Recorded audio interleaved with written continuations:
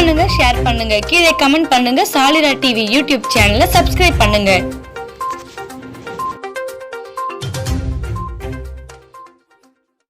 मैं कई बार डीएमके के नेताओं को सुनता हूं तो तमिलनाडु के अन्याय की बात करते हैं।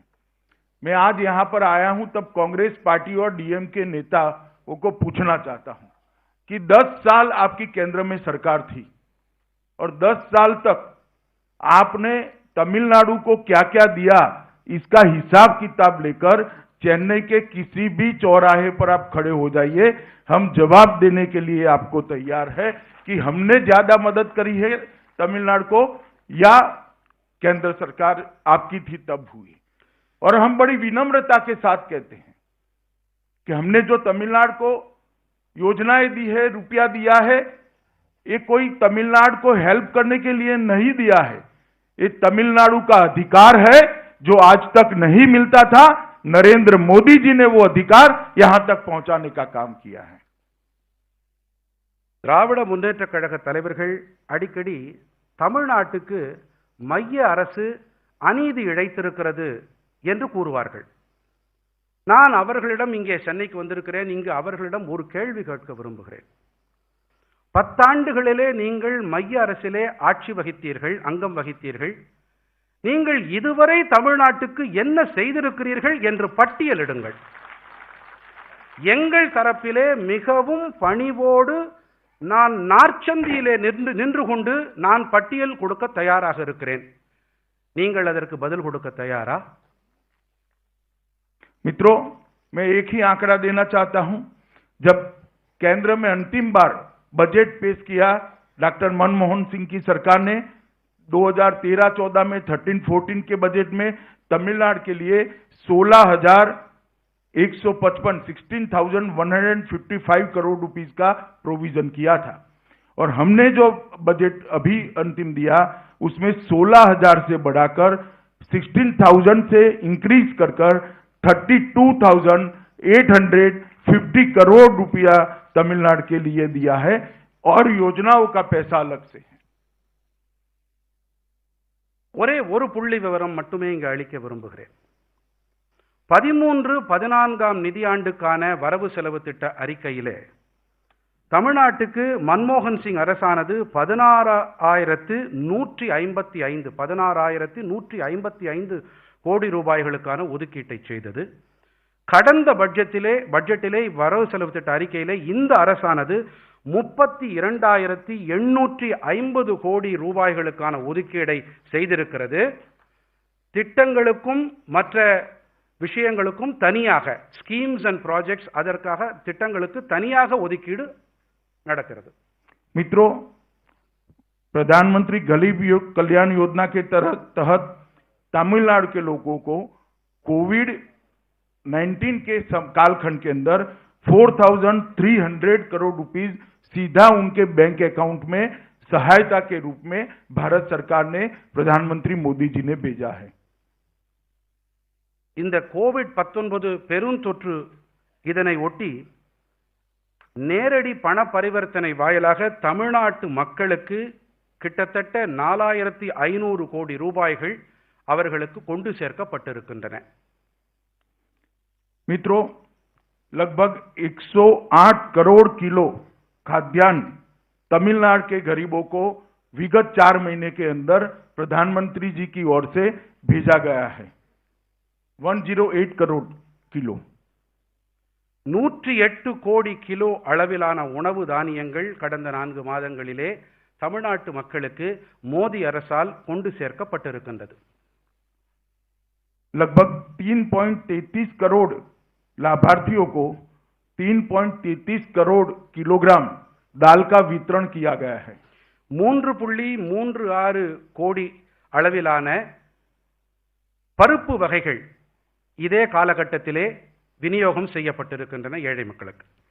मित्रों, तमिलनाडु के अंदर 1.83 करोड़ महिला जनधन अकाउंट होल्डर को लगभग 917 करोड़ 917 करोड़ अप्रोक्सीमेटली 1,000 करोड़ रुपया सीधा इनके बैंक अकाउंट के अंदर ट्रांसफर करने का काम नरेंद्र मोदी सरकार ने किया है. தமிழ்நாட்டிலே 1.83 கோடி பெண் ஜன்தன் கணக்கு வைத்திருப்பவர்களுக்கு 917 கோடி ரூபாய்கள், சுமார் 1000 கோடி ரூபாய்கள் வரையிலான நேரடி பண பரிவர்த்தனை நடைபெற்றிருக்கிறது.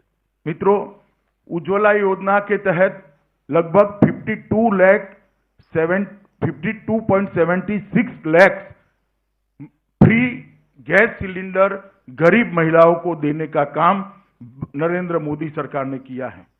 உஜ்வலா திட்டத்தின்படி 52.76 லட்சம் ஏழை தாய்மார்களின் வீடுகளுக்கு இலவச எரிவாயு சிலிண்டர் கொண்டு சேர்க்கப்பட்டிருக்கின்றது. मित्रों, ढेर सारी सूची है. मैं चाहूंगा कि मुख्यमंत्री जी कोई और कार्यक्रम में आप लोगों के सामने रखेंगे. मैं सब चीजें बता नहीं सकता, परंतु मैं इतना ही बताना आया हूं कि चाहे कोई भी कुदरती आपदा हो, चाहे इंडस्ट्रियल डेवलपमेंट करना हो, इंफ्रास्ट्रक्चर डेवलपमेंट करना हो, या तमिलनाडु के गरीबों को आगे ले जाना हो, नरेंद्र मोदी सरकार, एनडीए सरकार, पलानीस्वामी सरकार के साथ मजबूती के साथ खड़ी है और हर मौके पर तमिलनाडु के भाइयों के साथ कंधे से कंधा मिलाकर आगे बढ़ने को तैयार है. தமிழ்நாட்டின் தொழில்துறை வளர்ச்சியாகட்டும், கட்டமைப்பு உள்கட்டமைப்பு மேம்பாடாகட்டும், ஏழைகள் நலனாகட்டும், என்டிஏ அரசு, மோடி அரசு, மாண்புமிகு பழனிசாமி அவர்களுடைய அரசு உங்களோடு, ஏழைகளோடு, தமிழ்நாட்டு மக்களோடு தோளோடு தோள் நின்று உங்களுக்கு உறுதுணையாக இருப்போம் என்பதை இந்த நேரத்திலே நான் உறுதிபட கூறுகிறேன். मित्रों, बहुत समय के बाद मैं चेन्नई आया हूं. थोड़ी राजनीतिक बात भी करना चाहता हूं. மிகுந்த காலத்திற்கு பிறகு நான் சென்னை வந்திருக்கிறேன். ஆகையால் நான் அரசியல் பற்றியும் பேச விரும்புகிறேன்.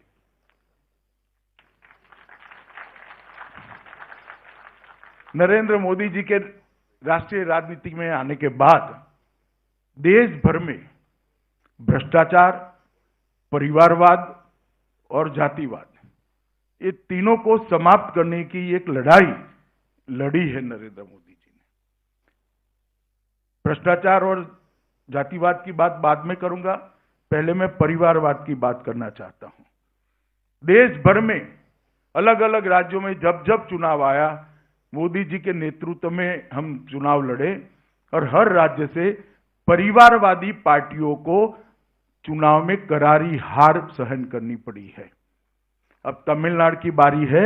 यहां पर भी एक परिवारवादी पार्टी चलती है जो डेमोक्रेटिक वैल्यूज पर नहीं चलती, परिवार को ही आगे बढ़ाकर अपनी राजनीति करती है. मुझे पूरा भरोसा है कि यहां पर आने वाले चुनाव में जब चुनाव होगा तब परिवारवादी शक्तियां समाप्त हो जाएगी और लोकतांत्रिक शक्तियां, डेमोक्रेटिक शक्तियां आगे बढ़ेगी. தமிழ்நாட்டிற்கு நான் வந்திருக்கும் இந்த வேளையிலே ஒரு விஷயத்தை நினைவு கூற விரும்புகிறேன். நரேந்திர மோடி அவர்கள் அரசியல் களத்திலே வந்த பிறகு 3 வாதங்களுக்கு எதிராக அவர் போர்க்கொடி உயர்த்தினார். அதில் அவர் வெற்றியும் கண்டு வருகிறார். ஒன்று ஊழல்வாதம், அடுத்ததாக பரம்பரைவாதம், குடும்ப அரசியல், அதற்கு அடுத்தபடியாக சாதிய அரசியல். இதிலே முதலாவதாக நான் பரம்பரை அரசியல் என்ற குடும்ப அரசியலை பற்றி பேச விரும்புகிறேன். குடும்ப அரசியல் நடத்தி வரும் இங்கே சில கட்சிகள், அவர்களை போன்ற குடும்ப அரசியலை நாடு முழுவதும் நடத்தி கொண்டிருக்கும் தேசிய மாநில கட்சிகளுக்கு மக்கள் சரியான பாடத்தை புகட்டி கொண்டிருக்கின்றார்கள். அதே பாடம் தமிழ்நாட்டிலும் புகட்டப்படும் என்பது என் உறுதியான நம்பிக்கை. और मित्रों, बड़ा आश्चर्य होता है जब कांग्रेस और डीएमके के मित्र भ्रष्टाचार की, करप्शन की बात करते, जिनके नेतृत्व में 2G स्कैम हुआ, लाखों करोड़ों रुपए का भ्रष्टाचार हुआ, उनको क्या अधिकार है भ्रष्टाचार के लिए, करप्शन के लिए बोलने का? நண்பர்களே, எனக்கு ஒரு விஷயம் ஆச்சரியத்தை ஏற்படுத்துகிறது. காங்கிரஸ், திராவிட முன்னேற்ற கழகம் ஆகிய இவர்களுடைய கூட்டாட்சி இருக்கிறதே, இவர்கள் ஊழலுக்கு எதிராக பேசுகின்றார்கள். ஊழலுக்கு எதிராக பேசுவதற்கு இவர்களுக்கு என்ன அருகதை இருக்கிறது, அதிகாரம் இருக்கிறது?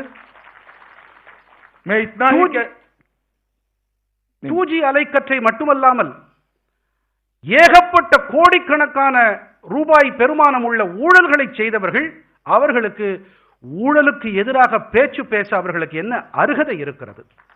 मैं इतना ही कहना चाहता हूं कि भ्रष्टाचार के आरोप लगाने के पहले अपने परिवार में क्या हुआ है उसका कच्चा चिट्ठा एक बार देख लीजिए, कभी आप भ्रष्टाचार का नाम नहीं लोगे। ஊழல் குற்றச்சாட்டை நீங்கள் வைப்பதற்கு முன்பாக தயவு செய்து உங்கள் பின்னே உங்கள் குடும்பத்தை சற்றே திரும்பி பாருங்கள். அதற்கு பிறகு ஊழல் எது, ஊழல் இன்மை எது என்பது உங்களுக்கு புரியும். मित्रों, मोदी जी के नेतृत्व में गरीब कल्याण की दिशा में देश बहुत आगे बढ़ा है। 60 करोड़ लोगों के जीवन के अंदर एक परिवर्तन लाने की शुरुआत की है। मोदी जी के नेतृत्व में पूरे विश्व के अंदर देश को एक सम्मान मिला है। पूरे विश्व का देश को देखने का नजरिया बदला है। मोदी जी के नेतृत्व में इस देश की सीमाओं को सुरक्षित करने का काम भी नरेंद्र मोदी जी ने किया है। अब तमिल मछुआरों के सामने कोई आंख उठाकर देख नहीं सकता। उनकी सब कठिनाइयों को जानकर मोदी जी उनको वापस लाने के लिए सदैव तत्पर है। ஏழைகள் நலனிலே மோடி அரசு மிகுந்த கவனத்தை செலுத்தி வருகிறது. தமிழ்நாடு மீனவர்கள் இன்று அச்சமில்லாமல் இருக்கிறார்கள். ஒருவருக்கு கூட பாதிப்பு என்று இங்கே யாரும் வந்து கேட்பதில்லை. அதே போல உலக நாடுகள் இந்தியாவை பார்க்கும் கண்ணோட்டத்தையே மோடி அவர்கள் மாற்றி அமைத்திருக்கிறார். और मोदी जी जब श्रीलंका गए तब भी जाफना को नहीं भूले। वहां तमिल बस्तियों में जाकर अपने भाइयों बहनों को मिले और उनको आवास देने का, निर्माण का प्रोजेक्ट का शिलान्यास किया। लगभग 50,000 से ज्यादा तमिल परिवारों को लंका के अंदर आवास मिलने हैं और क्षतिग्रस्त मंदिरों को भी पुनर्निर्माण का काम शुरू होना है। யாழ்ப்பாணம் சென்ற மோடி அவர்கள் அங்கே கூட வீடு இழந்த சுமார் 50 லட்சம் தமிழர்களுக்கு வீடுகளை கட்டி கொடுக்கும் ஏற்பாடுகளை செய்திருக்கிறார். அவர்களுக்கு அங்கு பாதுகாப்பு யாழ்ப்பாண தமிழ் சகோதர சகோதரிகளுக்கு அங்கே இல்லங்கள் இருக்கின்றன.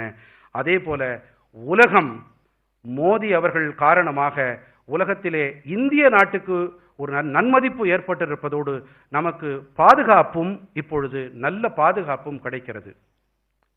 और मित्रों, मोदी जी के नेतृत्व में हमारे सुरक्षा बलों का हौसला भी मजबूत है।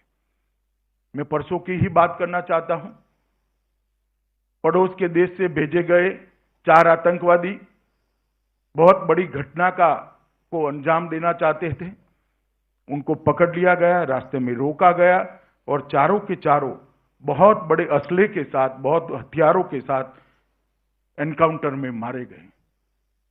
मोदी जी के नेतृत्व में सुरक्षा बलों का जो हौसला मजबूत हुआ है, मैं आज उन सभी सुरक्षा बलों के जवानों का अभिनंदन करना चाहता हूं जिन्होंने अपनी जान की बाजी लगाकर देश को सुरक्षित किया है। और मुझे भरोसा है कि मोदी जी के नेतृत्व में देश की सीमाएं सुरक्षित रहेगी, देश विकास के रास्ते पर आगे भी बढ़ेगा और दुनिया भर में भारत का नाम और सम्मान दोनों आसमान के छूते हुए नजर आएंगे। मैं आज यहां से तमिलनाडु की जनता को अनंत अनंत शुभकामनाएं आज जो प्रोजेक्ट्स हुए हैं इसके लिए देना चाहता हूं। मुख्यमंत्री जी, उप मुख्यमंत्री जी, इनके साथी मंत्री सभी को भी हृदय से बहुत बहुत शुभकामनाएं देकर मेरी बात को समाप्त करना चाहता हूं। भारत माता की जय।